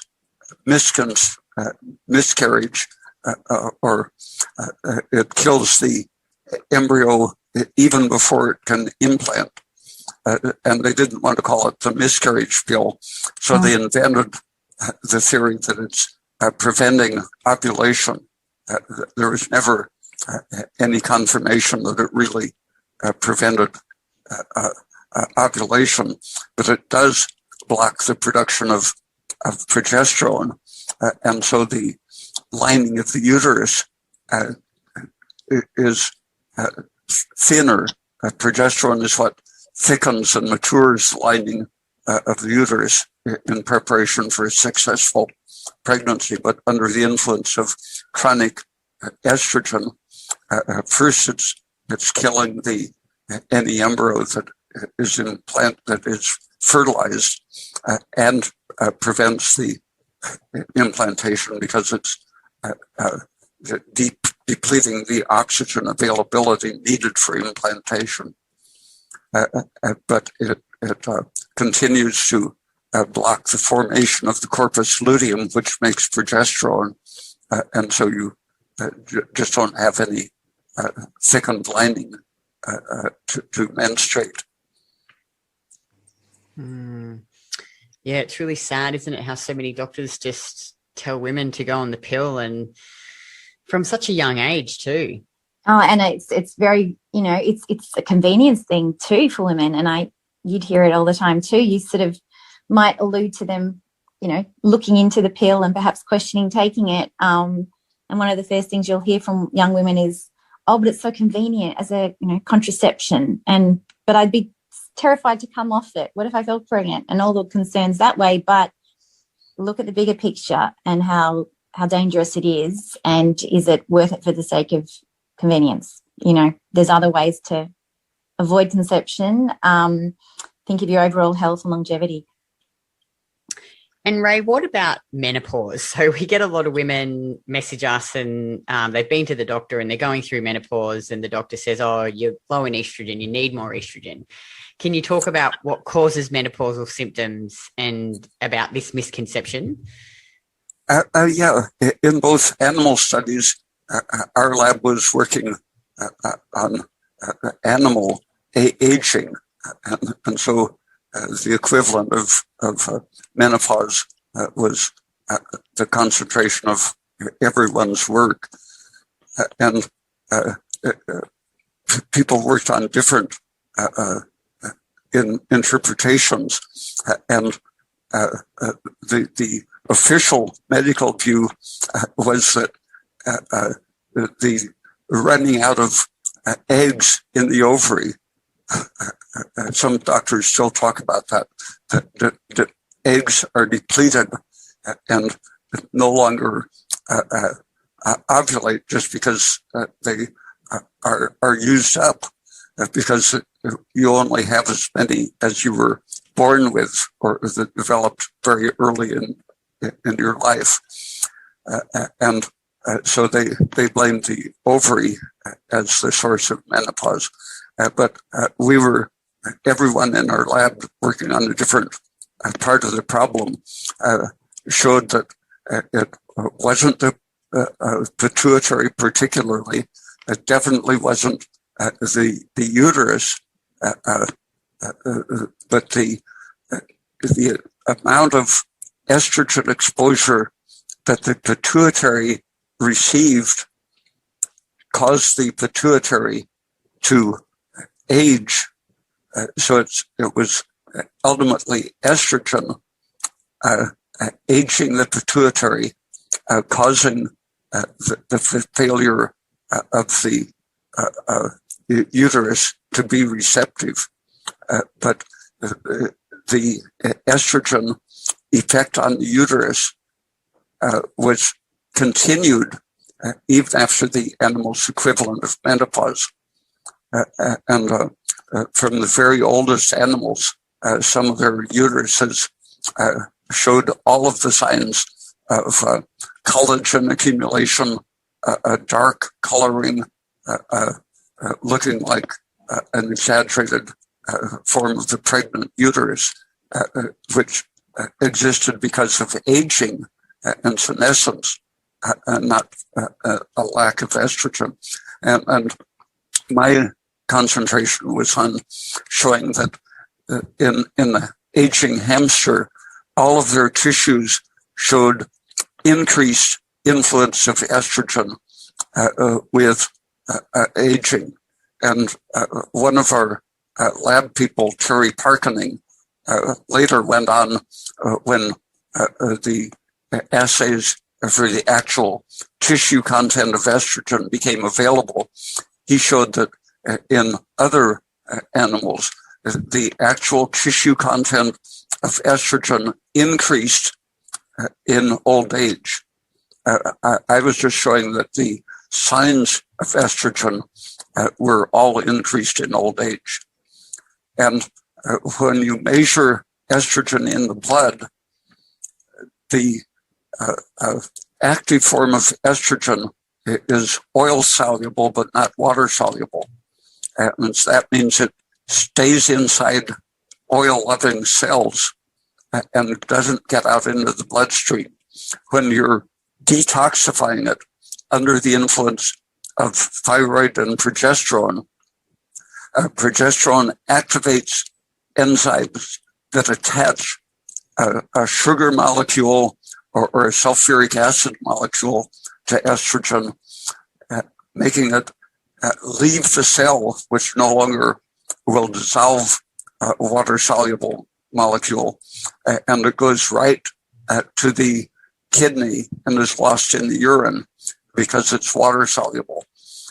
So if you're low in progesterone, the amount of estrogen inside the cell increases, but you don't see it in the bloodstream because it's only in the active state, not in the excretable water-soluble state. If you give the animal adequate progesterone, it's able to detoxify. Both thyroid and progesterone activate the enzymes that detoxify it, get it out of cells to leave in the urine. And when you measure the blood level of a person approaching menopause, in their late 30s, the estrogen is reaching the highest peak ever, while the progesterone level generally is dropping off after about the age of 35. So while thyroid is decreasing with age, the actual amount of estrogen circulating in the blood reaches a peak. And the first failure to menstruate, what has happened in the blood is a loss of progesterone. And with loss of progesterone, you no longer detoxify and excrete estrogen, and so it begins staying inside cells. So after the progesterone disappears and you no longer have periods, then the estrogen in the blood gets low because the estrogen is at work inside cells, causing symptoms such as hot flushes, arrhythmia, atrial fibrillation becomes epidemic, after menopause because of estrogen blocks the buildup of energy and readiness to beat. But progesterone strengthens the heartbeat and prevents arrhythmia. Estrogen destabilizes the heart, just as it destabilizes every cell. Asthma and seizures very frequently increase and become a problem after menopause. And that is in proportion to the body's exposure to active intracellular estrogen. So would you, I guess, advise women to not take HRT then? Yeah, that's a pure sales ploy, the same as giving it to pregnant women to prevent miscarriage. If it has any benefit, it's a placebo. Do you have any other questions, Emma, around menopause?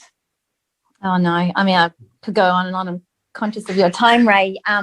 Maybe just very, very briefly, but when a woman starts to see, for example, their periods shortening, perhaps, 40s, 50s,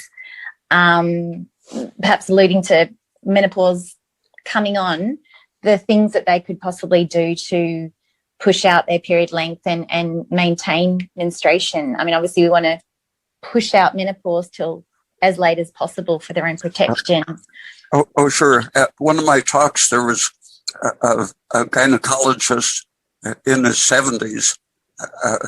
And after my talk, he said, yeah, that progesterone is good stuff. I've been giving it to my wife for, I think he said 20 years. And he said, she's 63 and still menstruating. Oh, fantastic. And she looked like a very healthy woman in her 30s, but she was 63. Wow. Amazing. Amazing. We love Progesti. Oh, yeah. Just want to bathe in it. Yeah. Any other questions, Emma, before I move on? We're nearly there. So poor Ray's probably thinking of. I think another food I think that's been really demonized, and again, I didn't have any dairy. I remember my mum took me to see this naturopath when I was 12, and she said I was lactose intolerant. So then I drank soy milk, almond milk, all the yucky non-dairy cheeses, ate all of them till pretty much, and then I obviously fell into dieting, and dairy was heavily demonized. So I continued to not consume it. And then obviously I met Emma and then started to read your work, and I was like, oh, wow. And now I drink heaps of milk and eat ice cream and love cheese. But why is it, Ray, that dairy has been so demonized? Can you talk about that? And then why is it really important to have dairy in your diet? I think part of it is derived from the fear of breastfeeding, but that has gone along with a changed conception of what people are, and once they were convinced that breastfeeding wasn't necessary, then the idea of milk itself being necessary was the next thing in line, and doctors shortened the period.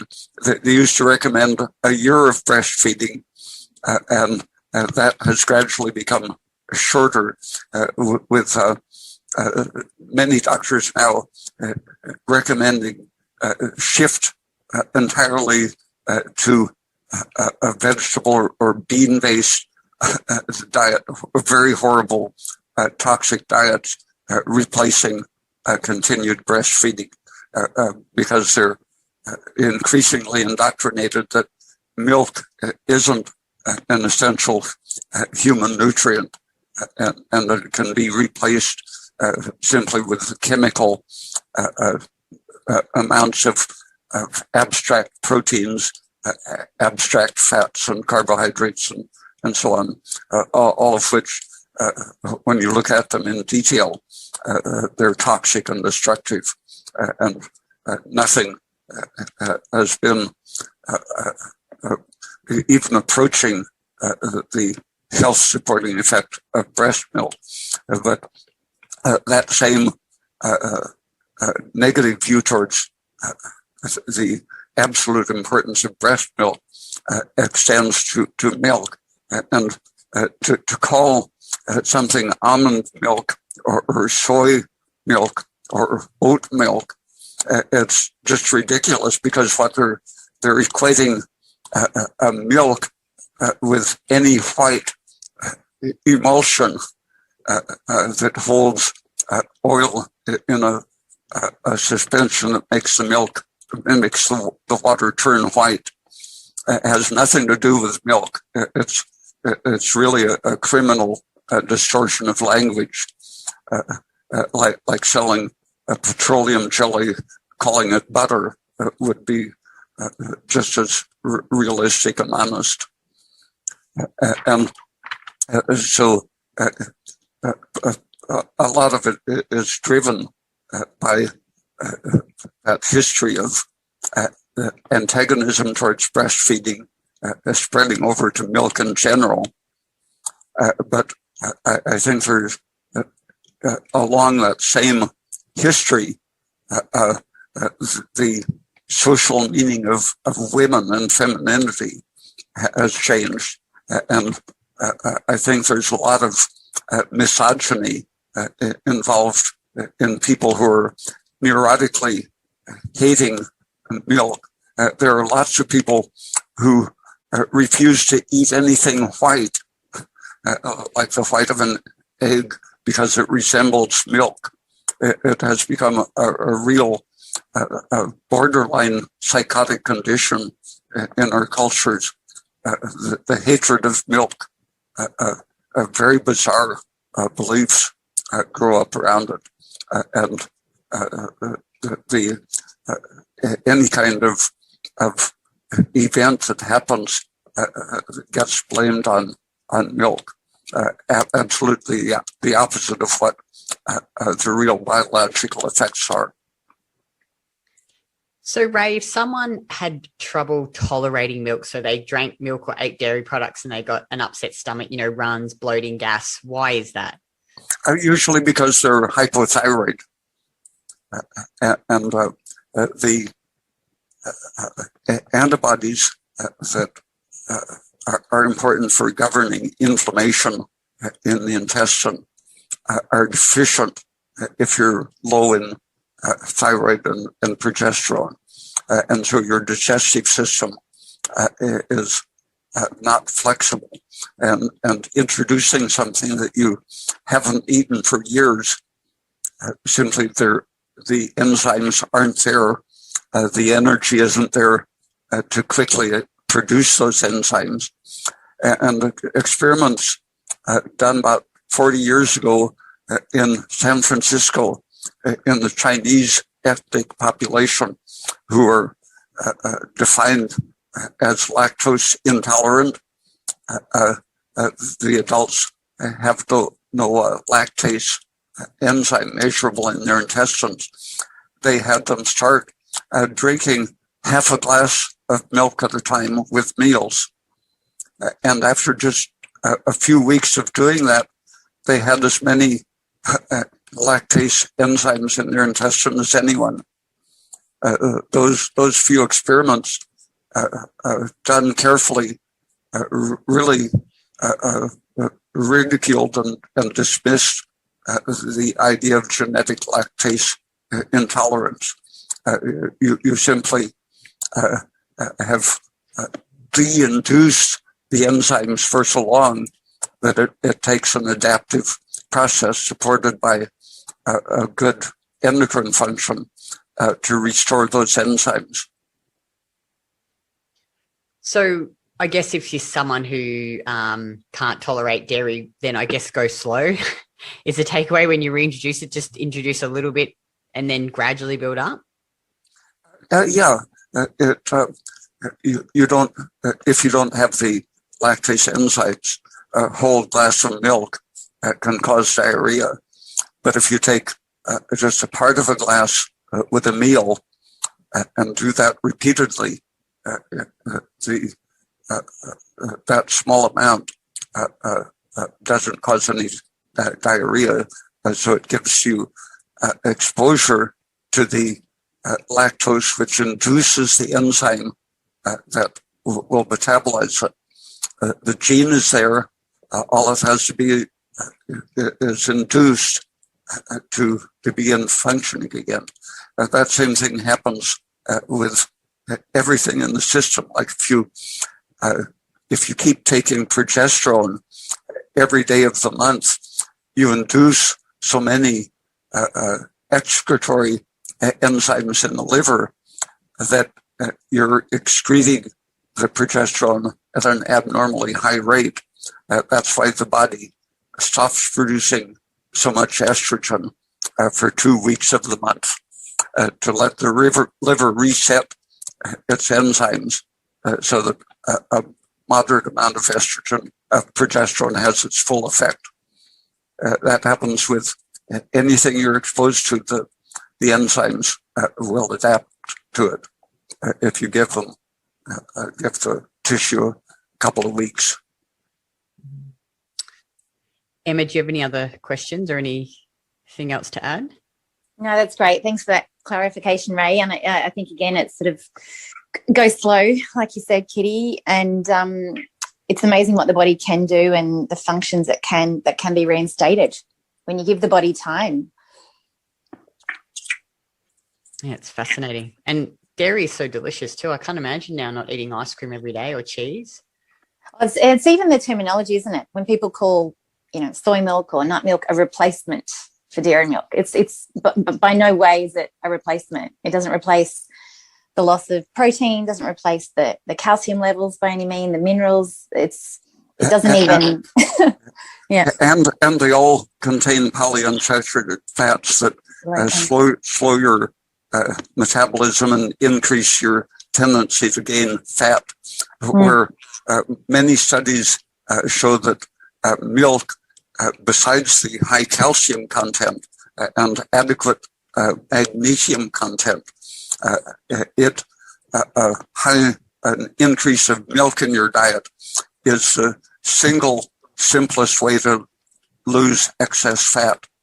1% milk usually has enough of the fat-soluble vitamins, so you can drink 2 liters of low-fat milk per day, and generally eat at least as many calories as normal and still lose weight. Actually, just one quick question, then we'll wrap it up, because it just made me think about a question I get all the time. Of course, you want to try and get the best quality milk that you can from pasture-raised animals, but and I know I've spoken to Emma about this all the time, a lot. Women come into our program and they're on a tight budget. Not everyone can afford to buy raw, organic milk. Is it okay just to drink, like you mentioned, 1% pasteurized milk? Yeah, that's what I drink in the U.S. generally, but I go by the taste of it. Different brands taste better than others, and that usually means that they aren't putting bad additives in the milk. But the ideal thing is to get a 1% milk straight from the dairy before they've added anything to it. In the U.S., they require that 1% milk contain added vitamins A and D, but to add those, they use an emulsifier, which can be allergenic. So if a person has some kind of an allergic symptom from the vitamin-added milk, then they can worry about getting it direct from the farm without added vitamins. So you don't necessarily need to drink raw milk? No, there's a small difference in nutrition, but pasteurized is fine. So just, we're quite lucky in Australia, aren't we, Emma? Our milk is just we don't have, there's only very few brands that have the added vitamins. I think in Australia, I don't know about the availability of low-fat milk without vitamins. Usually the whole milk doesn't have added vitamins. Yeah, we're really lucky here, Ray. The majority of our milk doesn't have the added vitamins in Australia. I notice a lot of our US clients always say, "Oh, it's really hard to find the low-fat milk without those added vitamins." I've heard that the emulsifier they use contains polyethylene glycol and polysorbate 80, both of which are potentially dangerous allergens. Mm. Wow. Okay, great. That's awesome. Emma, do you have anything else to add? What was that? Oh, I'm just asking Emma if she has anything else to add. I think she's just got her phone on silent. Sorry, it was on mute. Unmute. Do you have anything else? Background noises. I was just saying to Ray, we're lucky here, aren't we, Emma, with the milk? We're lucky in Australia. Yeah. It's not been made a rule that reduced fat milk has to have those vitamins added, so we can just have them with the fat removed and nothing else added. There's a few that, you can choose by choice that have added vitamin D, but most of them are just, the fat removed and nothing else added to them. And I mean, of course, if I had some cows sitting out the back of my house, if I had a farm, I'd be drinking the raw milk and eating the raw cheese. But I think a lot of clients get really worried. They're like, "Oh, Kitty, I can't afford to buy all this raw organic milk and organic products." And it's good to know that, you can just, get your good old regular milk with nothing else added, low fat, and that's still going to be fine. Yeah, no, we've got good options here, I think. Well, that's we might wrap it up now, Ray. I'm so sorry we've taken up so much of your time. It's just once you get on a roll and then we have all these other questions, you're just a wealth of knowledge. I really appreciate you coming on the podcast. I just was thinking, oh wow, there's just so much great information in there that our clients and listeners are just going to love. And to hear it straight from him. No, we really, really appreciated your time directly. And it's, an honour to have you on. Yeah. Thank you. Thank you so much, everyone. Okay. Thank you. Important subjects to get discussed. Absolutely. No, we really appreciate it, Ray. Thanks so much. Talk soon. Bye. Bye. Bye.